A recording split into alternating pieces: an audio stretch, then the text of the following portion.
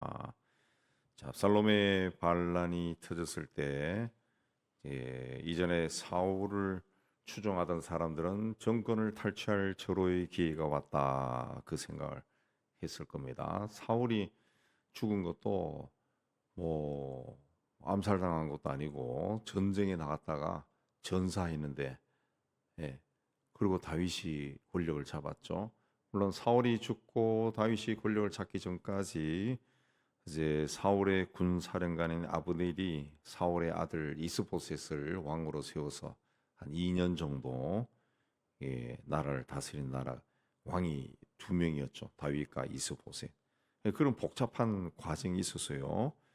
그래서 압살롬이 반란이 터졌을 때 이전에 사울을 추종하던 사람들이 야 기회가 왔다 해서 이제 이뭐 여러 가지 일이 일어난 거죠. 오늘 말씀에는 그 세바라는 사람이 나오는데 그 피난 갈 때도 사울을 추종했던 시므이가 돌을까지 던지고 저주하고 막 그런 일이 있었는데 어쨌든 반란이 평정되고 다윗이 돌아왔습니다. 그래도 사람들은 아마 오늘 성경에는 이 세바라는 사람 하나 나오는데 성경 이야기도 대표적인 구원의 역사와 관련된 대표적인 사람만 나오니까 아마 온 나라가 뒤숭숭했을 겁니다. 대표적으로 그 베냐민 사람 세바가 등장합니다. 이 사람이 또 반란을 일으켰다 그랬습니다. 이 사람을 이제 1절에 불량배다 그렇게 이야기하는데 불량배는 이제 뭐 깡패라는 그런 뜻이라기보다는 여기서는 이제 악한 사람이다. 원래는 악한 사람, 악한 사람, 가치가 없는 사람. 성경도 이제 승자가 쓴 거 아닙니까? 승자. 다윗의 입장에서 쓴 거니까 다윗이 봤을 때는 악한 놈, 뭐 이렇게 되는 거죠. 예. 어쨌든 이 사람이 뭐라 그랬습니까? 우린 다윗과 나눌 분깃이 없다. 이새의 아들에게서 받을 유산이 우리에게 없다. 이스라엘 각각 장막으로 돌아가라. 이에 온 이스라엘 사람들이 다윗 다리를 그치고 이 사람이 이런 말을 했다는 거죠. 우리가 뭘 다윗과 함께 왕국을 나누냐. 그죠? 이세의 아들인데 아주 무시한 거죠. 그러니까 그 말을 듣고 백성들이 다 돌아가 버렸다는 장막으로 돌아갔다. 이것만 보더라도 다윗이 민심을 못 얻은 거죠. 못 얻은 겁니다. 아들이 반란 일으키고 우리아의 아내를 취하고 뭐 등등 여러 가지 일로 막 민심을 못 얻은 거예요. 완전히 장악하지 못한 걸 볼 수가 있어요. 이 세바의 반란은 아들의 반란보다 굉장히 적극적입니다. 그리고 적대적이죠. 아들은 아버지의 왕을 위를 차지하고 싶었지만은 이 세바는 미워하는 거죠. 증오하는 겁니다. 베냐민 지파 사울의 가문인 베냐민 지파 사람으로 혼란한 시기에 민심을 도둑질해서 이제 조직적으로 이제 정통성도 부인하는 거죠. 이세의 아들이다. 그렇게 해서 반란을 일으킵니다. 이 반란을 진압하기 위해 가지고 이제 다윗은 압살롬의 편에 섰던 아마샤를 등용해서 이제 군사령관을 삼고 진압 명령을 내리는데 아마샤는 다윗의 조카이기도 합니다. 그래서 3일 내로 군대를 소집해서 반란군을 진압해라 그러는데 그 사절에 보면은 유다 사람들을 불러 모아라. 근데 유다 사람들이 잘 모이지를 않는 겁니다. 모이지를 않는 거예요. 그러니까 이게 이 성경에는 이렇게 자세히 가만 생각하며 읽어보면은 굉장히 혼란스러웠던 그런 것 같아요. 그 유다 사람들이 압살롬을 쫓아가지고 반란을 일으켰거든. 다시 그 사람들 데리고 와서 세바의 반란을 진압해라. 그러니까 유다 사람들이 호응을 하지 않았어요. 그래서 다윗이 다시 아마사를 대신해서 요압의 동생 아비새를 지휘관으로 삼고 그가 요압과 그 모든 군대를 다스리게 한 겁니다. 근데 아마사가 이제 그 사령관이 되니까 요압이 그 위기감을 느낀 거죠. 그래서 중동의 그 인사법대로 9절 10절에 보면은 입을 맞춘 척하면서 오른손으로 당금을 꺼내서 그를 찔러 죽였. 그랬습니다. 이때 보면은 서로 만날 때 그 요압이 아마사를 보고 형은 평안하냐 9절에 그런데 형이라 그랬어요. 실제로 이 두 사람은 사촌 지간이죠. 다윗의 누이가 아비가일과 수루야 두 명인데 아비새와 요압과 아사엘은 수루의 아들이고 아마사는 아비가일의 아들입니다. 이종 사촌간이죠. 그러니까 요압이 권력욕 때문에 사촌 형을 이제 죽인 거죠. 예. 다윗이 이제 반란을 진압하기 위해 가지고 유다 지파의 아마사를 군장으로 세워서 예, 일을 처리하게 했지만은 그 다윗 편에 있었던 요압이 봤을 때는 그 굉장히 불쾌한 일이죠. 불쾌한. 그렇게 해서 이제 이런 비극이 또 일어나는데 이거는 다윗의 잘못도 크지만은 요압이라는 사람이 원래 군인이고 또 성격이 굉장히 좀 거친 사람이라는 걸 알 수가 있어요. 예. 과거에도 요압은 다윗이 용서했음에도 불구하고 자기 동생을 죽인 아브넬을 죽였고 다윗의 부탁에도 불구하고 압살롬을 또 죽여요. 예.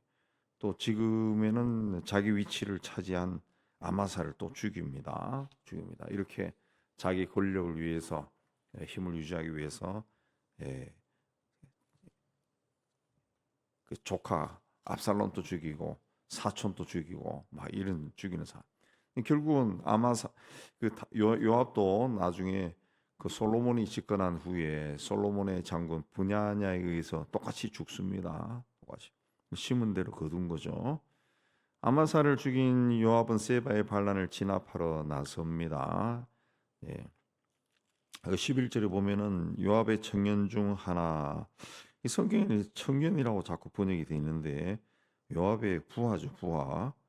아마사의 죽었어요. 시신 옆에서 요압을 좋아하는 자는 누구며 요압을 따라 다윗을 위하는 자는 누구냐 이제 이렇게 되어 있는데 이제 그 요압이 그 살인을 한 것을 이제 사람들이 보고 놀래니까 이제 이런 말을 한 걸로 보여요. 그러니까 요압을 위하는 자, 다윗을 위하는 자, 이제 뭐 요압을 위하여, 다윗을 위하여 그 옛날 군사나 지금 군사나 전쟁할 때 소리 지르잖아요. 그러니까 요압과 다윗을 동일 선상에 놓고 이제 충동질한 거죠. 충동질한 거죠. 그래서 백성들이 할 수가 없게 만든 거죠. 왜? 다윗의 부하들이니까 요압을 위하여 다윗을 위하여 그렇게 이야기하는데 위하여 하는데 요압은 빼고 이렇게 말할 수가 없는 거죠. 그래서 다 따라가는 거예요. 그냥 다 따라가는 겁니다. 그래서 요압이 이제 세바를 이제 주기 위해서 이제 성벽을 헐려고 그렇게 합니다. 15절에 보면은 세바를 에우고 성읍을 향한 지역 언덕 위에 토성을 쌓고 성벽을 쳐서 헐고자 하더니 그랬습니다. 옛날에 이제 전쟁하는 방법이 이제 성이 있으면은 성을 함락하기가 어려우면은 성과 똑같은 높이로 흙더미를 쌓아요. 흙더미를 쌓고 흙더미 위에 그 다리를 흙더미 위에 이제 사다리통을 놓고 이제 건너가서 이제 정복하는 건데 그걸 지금 이야기하는 겁니다. 그 로마군이 이제 그 서기 70년에 그 예루살렘을 정복하고 잔당들을 처리할 때도 그 유대 그 군대 마지막 남은 군대가 마사다라고 하는 그 고지로 도망갔을 때도 지금 또 가보면 마사다라고 하는 그 산꼭대기에 있는 고지 옆에 비슷하게 토둔을 쌓았어요. 흙더미를 그렇게 높이 쌓았어요. 참 대단합니다. 몇 년 동안 쌓은 거죠. 노예들을 동원해서 쌓았다고 그렇게 하는데 그 쌓으니까 이제 거기서 그냥 걸어서도 올라갈 수가 있는 거죠. 원래 마사다라고 하는 것은 그 절벽 위에 있는 아주 그 난공불락의 요새인데 그 바로 옆에 로마 군대가 흙으로 더미를 산을 만들어 버린 거죠. 산을. 예. 그래서 이제는 걸어서 들어가서 침략할 수 있으니까 마사다에 피신했던 유대 병사들이 애들까지 다 죽었다 그랬죠. 자결했죠. 그래서 이스라엘 군대가 신병 훈련 끝나면 거기 가서 맹세를 한다고 하는 유명한 이야기가 있는데 그 이야기하는 겁니다. 토성을 쌓아가지고 그러니까 그 아벨 성에 그 지혜로운 여인이 나타나서 이제 요압과 대면을 하고 이제 세바의 목을 베어서 그 머리를 성벽에서 던져버려서 성이 함락되지 않고 사람이 죽지 않고 반란이 진압이 됩니다. 한 지혜로운 여인에 의해 가지고 그 공동체가 피를 흘리지 않고 예, 평화를 유지하게 되는 거죠. 그러니까 한 사람의 생각이 그만큼 중요하다는 겁니다. 한 사람의 의인이 예, 나라다 민족도 마찬가지죠. 한 사람이 지도자 리더가 어떻게 생각하느냐에 따라 가지고 나라가 막 일어서기도 하고 막 쇠락하기도 하고 막 혼란스럽기도 하고 그렇게 되는 거죠. 세바는 내란으로 인해 생긴 지파 간의 어떤 그 갈등, 그 갈등의 틈새를 들어가서 사람들을 모으고 반란을 일으켰다가 결국은 한 여인에 의해서 부끄럽게 죽어버리고 맙니다. 자기 이익을 위해 가지고 사람들 사이를 막 이간시키고 이런 사람들은 결국 안 좋은 결과를 준다라는 것을 이야기하는데 하나님은 분열보다는 일치, 미움보다는 사랑을 원합니다. 그렇게 반란이 다 진압되고 난 다음에 23절에 요압은 지휘관이 되고 뭐 누구는 뭐가 되고 쭉 나오는데 24절에 아도람은 감역관이 되었다. 이 감역관이라고 하는 것은 여기 이제 일하는 거죠. 이 일하는 것을 감독하는 사람입니다. 그러니까 당시 고대 사회는 노동이 많죠. 노동이 많으니까 그 사람들을 그 일할 사람을 모집하고 그들이 이 일을 잘하도록 감독하는 관리자죠. 관리자. 그러니까 고대 시대는 이제 성을 쌓아야 되죠. 성을 쌓고 어, 저기 그 뭐야 북한산에도 그렇고 수원의 하순인가 수원성도 그렇고 그 성마다 가면은 그 표시가 있어요. 표시가 여기는 뭐 경상도 성주에서 온 누구 그다음에 어디서 어디까지는 뭐 충청도에서 온 누구 그 표시가 있다 그러더라고요.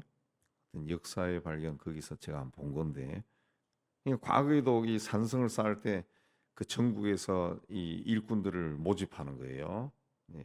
뭐 군 단위로 몇 명씩 보내라 그러면 군의 현감들이 뽑아가지고 보낸 거죠. 그 사람들이 가서 자기들이 쌓아야 될 걸 쌓고 가죠. 그걸 감독하는 사람이 감역관이다. 그래서 아마도 이렇게 전쟁을 통해 가지고 성이 많이 허물어지고 성곽도 허물어지고 막 이렇게 하니까 일할 사람이 필요해서 이 직책을 그 만든 걸로 그리 보입니다. 근데 이 감역관이 이 일을 잘하면은 평화롭지만은 그렇지 않을 때는 문제가 되죠. 예, 솔로몬이 죽은 후에 그 나라가 이제 갈라진 이유도 이제 성과 성전을 그 건축하면서 과도하게 일했기 때문에 갈라지죠. 예. 근데 이 아도람이라는 사람이 다윗과 솔로몬 시대, 르호보암 시대까지 이 직분이 있었는데 굉장히 나이가 장수한 것 같아요. 근데 르호보암 초기에 반란의 원인이 바로 이 노동을 너무 많이 시킨 거거든. 노동. 그래서 이 사람이 그 원로니까 파견되어서 이제 백성들을 좀 설득해라 그렇게 해서 갔다가 그냥 백성들에 의해서 돌에 맞아 죽어요. 그냥 이 사람이 그 직위에 오랫동안 있으면서 굉장히 좀 원망을 많이 들었는가 봐. 그래서 돌에 맞아 죽는 것이 나옵니다. 그래서 이제 반란이 진압되고 여러 사람들이 다시 등용되고 이게 이제 20장 마지막에 나오는 것은 이제 세상이 이제 안정이 되었다. 그죠? 세상이 평안하다. 그랬죠. 근데 세상이 평안할 때는 꼭 다른 일이 또 일어나요. 21장에 가면은 3년 기근이 일어났다. 또 이렇게 또 시작이 됩니다.